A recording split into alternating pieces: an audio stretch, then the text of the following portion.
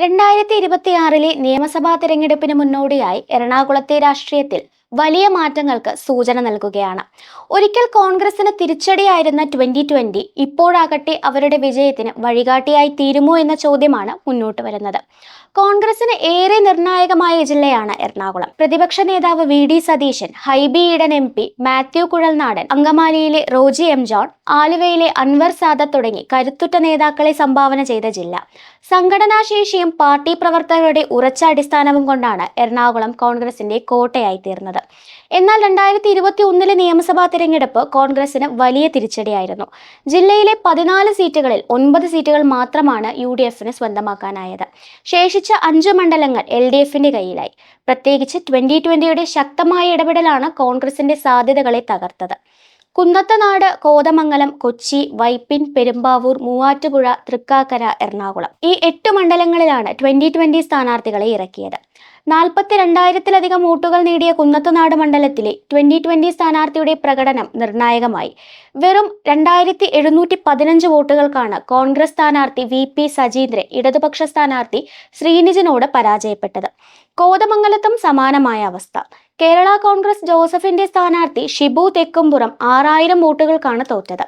എന്നാൽ 2020 സ്ഥാനാർത്ഥി doctor Joseph 7,900-ലധികം വോട്ടുകൾ നേടി. വൈപ്പിനിലും കൊച്ചിയിലും 2020യുടെ വോട്ടുകൾ UDFന്റെ സാധ്യതകളെ മങ്ങിയതാക്കുകയും LDFന് നേട്ടമാവുകയും ചെയ്തു. LDF വിജയിച്ച 5 മണ്ഡലങ്ങളിൽ 4 2020 നേടിയ വോട്ടുകൾ അവരുടെ ഭൂരിപക്ഷത്തേക്കാൾ കൂടുതലായിരുന്നു. UDF വിജയിച്ച മണ്ഡലങ്ങളിലും ഭൂരിപക്ഷത്തിന്റെ തിളക്കം കുറയ്ക്കാൻ 2020ക്ക് കഴിഞ്ഞു.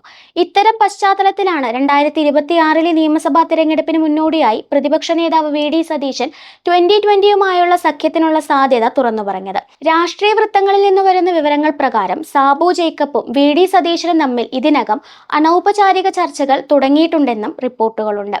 2020 വരാനിരിക്കുന്ന തദ്ദേശ തിരഞ്ഞെടുപ്പിലും മികച്ച പ്രകടനം ആവർത്തിച്ച 2026 2 നിയമസഭാ സീറ്റുകൾ UDF വിട്ടുകൊടുക്കുമെന്നാണ് രാഷ്ട്രീയ കണക്കുകൂട്ടൽ. ഒന്നാമതായി കുന്നത്തുനാട്, രണ്ടാമതായി പെരുമ്പാവൂർ മണ്ഡലം. ഇപ്പോഴത്തെ MLA എൽദോസ് കുന്നപ്പള്ളിയുടെ പേരിലുണ്ടായ വിവാദങ്ങളും കേസുകളും പാർട്ടിക്ക് തന്നെ വലിയ തലവേദനയായ സാഹചര്യത്തിലാണ് പെരുമ്പാവൂർ സഖ്യത്തിനായി പരിഗണിക്കുന്നത്. 2021 വരെ കോൺഗ്രസിനോടായിരുന്നു 2020യുടെ പോരാട്ടം.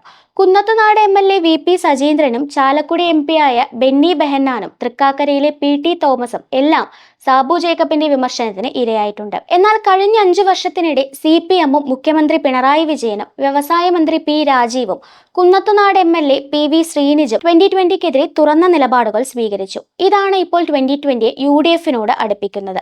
എല്ലാം അനുകൂലമായി പോവുകയാണെങ്കിൽ എറണാകുളത്ത് UDFന് 14-ൽ 14 സീറ്റുകളും സ്വന്തമാക്കാനാകുമെന്ന വിലയിരുത്തലാണ് പ്രതിപക്ഷ നേതാവ് VD സതീശൻ. അദ്ദേഹം തന്നെ പരസ്യമായി പ്രഖ്യാപിച്ചിട്ടുണ്ട് എറണാകുളത്ത് ഇത്തവണ 14-ൽ 14 സീറ്റുകളും UDFന് നേടിക്കൊടുക്കും.